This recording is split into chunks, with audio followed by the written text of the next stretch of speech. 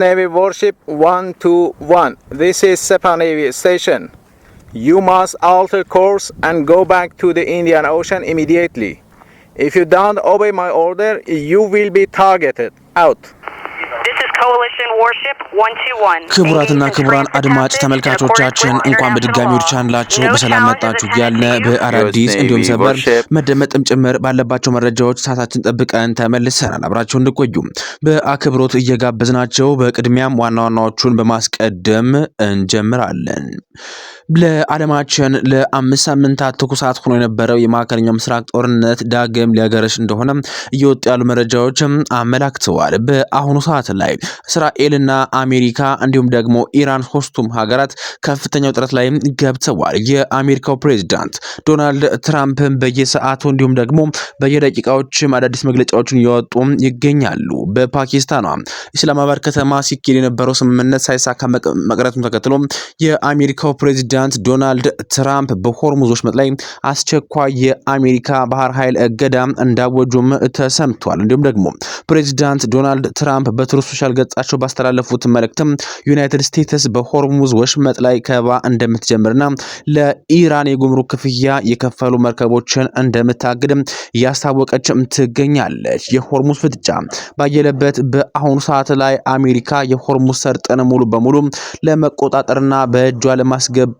ማቀዷንም ትራምፕ ገልጸዋል። የሆርሙዝ ጉዳይ ከሚባለው በላይ አሳሳቢ የሆነ የሚገኝ ሲሆን የኢራን ሰው አልባ አውሮፕላኖችም የሆርሙዝ ባህር ትራፊክን በተጠንቀቅ የተቆጣጠሩ ይገኛሉ።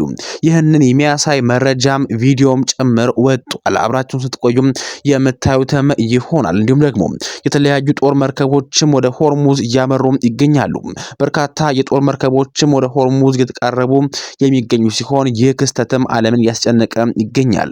በአሁኑ ሰዓት ላይ በመካከለኛው ምስራቅ በአሜሪካና በኢራን መካከል ከባድ ትንቅንቅ እየተካሄደ ይገኛል። እንዲሁም ደግሞ በእስላማባድ ፓኪስታን ስታደራድር የነበረችው የፓኪስታን መርከብም በአሁኑ ሰዓት ላይ የሆርሙዝ ባህር ወሽመጥን ማለፍ እንደማትችል ተነግሯት እንደተመለሰችም ተሰምቷል።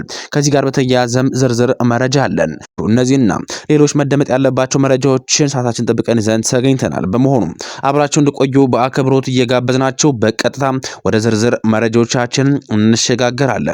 በቅድሚያ በፓኪስታኗ ኢስላማባድ ከተማ በአሜሪካና በኢራን መካከል ስምምነቱ ያለ ውጤት መቋጨቱን ተከትሎ በአሁኑ ሰዓት ላይ በዓለማችን ላይ ትልቅ ውጥረት ነግሷል። እንዲሁም ደግሞ ነዳጅም ከታሰበው በላይ እየጨመረ ይገኛል። ኢራን በአሁኑ ሰዓት ላይ በሆርሙዝ ወሽመጥ በኩል ለማለፍ የሚሞከር ማንኛውንም አይነት መርከብ በማያዳግም እርምጃ ውስጥ እንደምታጠፋው የተናገረች ትገኛለች። በአንጻሩ አሜሪካ በዚህ በሆርሙዝ ባህር ወሽመጥ ላይ እጇን በማስገባት ሙሉ በሙሉ ለመቆጣጠር እየሰራች ትገኛለች። የአሜሪካው ፕሬዝዳንት ዶናልድ ትራምፕ በትናንትናው ዕለትም ከ3 እና ከ4 ያላነሱ መግለጫዎችንም አውጥተዋል። እነዚህ መግለጫዎችም በዓለማችን ኢኮኖሚ ላይ ትልቅ ተጽዕኖ እየፈጠሩ ይገኛሉ።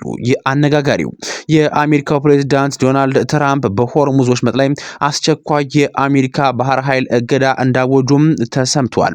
የአሜሪካው ፕሬዝዳንት ዶናልድ ትራምፕ የዓለም ነዳጅና ንግድ ቁልፍ መተላለፊያ በሆነው የሆርሙዝ ወሽመጥ ላይ የአሜሪካ ባህር ኃይል ከዚህ ሰዓት ጀምሮ ሙሉ በሙሉ ወታደራዊ እገዳ ማድረጉንም በይፋ አስታውቋል።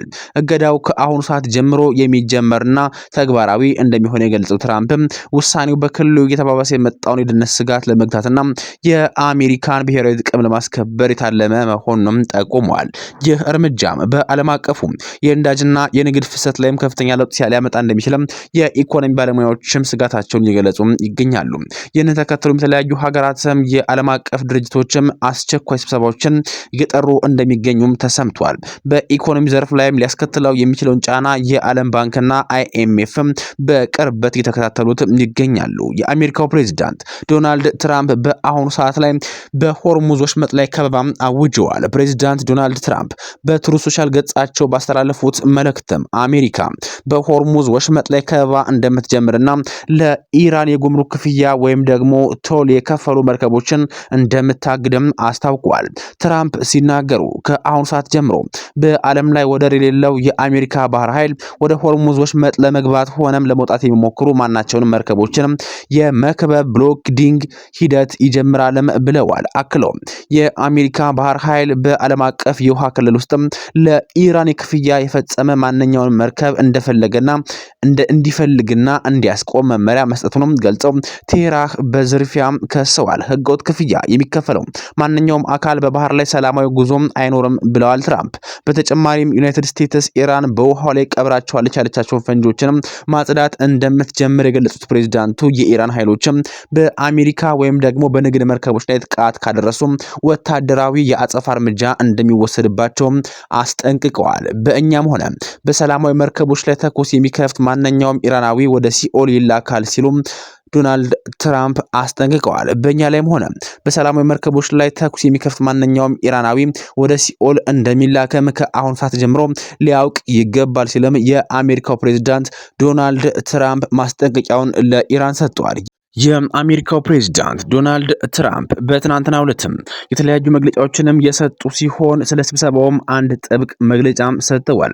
ስብሰባው በአሪፍ ሁኔታ ሲካሄድ ቆይቷል። በአብዛኞቹም ነጥቦች ላይም ተስማምተናል፣ ስምምነት ተደርሶ ነበረ። ነገር ግን ትልቁ ዋጋ የሚሰጠው የኒውክሌር ጉዳይ ግን አልተሳካም በማለትም የአሜሪካ የባህር ኃይል ሆርሙዝን የባህር ወሽመጥ እንዲቆጣጠር ዶናልድ ትራምፕ በማህበራዊ ገጻቸው ላይ ሚዲያቸው ላይ ጽፈዋል። በሆርሙዝ ለመግባትም ሆነ ለመውጣት የሚሞከር ማንኛውም መርከቦችም የመገደብ ሂደት ይጀምራል ያሉት ፕሬዝዳንቱም የአሜሪካ ባህር ኃይል በዓለም አቀፍ ውሃዎች ላይ ለኢራን የጉምሩክ ክፍያ የከፈሉ ማናቸውንም መርከቦችንም እንዲፈልግና እንዲያስቆም መመሪያ ሰጥቻለሁም ብለዋል ሲልም ስፑትኒክ ዘግቧል። በተያያዘ መረጃ የሆርሙዝ ፍጥጫ ባየለበት በዚህ ሰዓት ላይ አሜሪካ የሆርሙዝ ሰርጥን ሙሉ በሙሉ ለመቆጣጠር ማቀዷንም ዶናልድ ትራምፕ ገልጸዋል።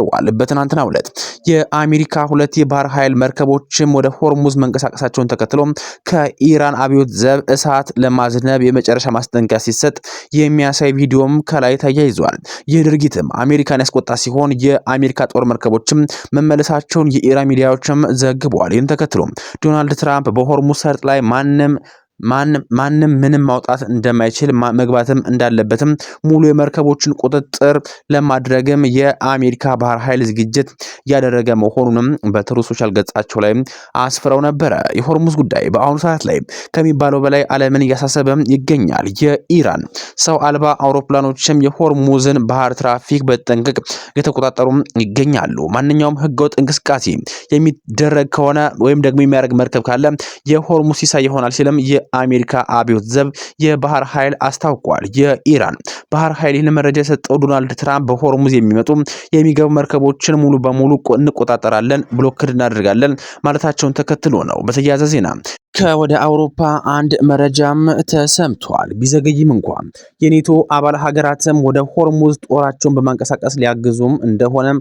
የወጡ ያሉ መረጃዎችም አመላክተዋል። የጦር መርከቦቹ በአሁኑ ሰዓት ላይ ወደ ሆርሙዝ ወሽመጥ በመሄድም ከአሜሪካ ጎን ሊሰለፉ እንደሆነ ነው የወጡ ያሉ መረጃዎችም ያመላከቱት። እንዲሁም ደግሞ የፓኪስታን መርከብም በዚህ ወሽመጥ እንደተመለሰችም ተሰምቷል። ሁለት የፓኪስታን ባንዲራ የያዙ ባዶ ነዳጅ መርከቦችም ከኩዌትና የተባበሩት አረብ ኤምሬትስ ነዳጅ ለመጫን በሆርሙዝ የባህር ሰርጥ ለማለፍ ተቃርበው የነበረ ቢሆንም መመለሳቸውን ፋርስ ኒውስ ዘግቧል።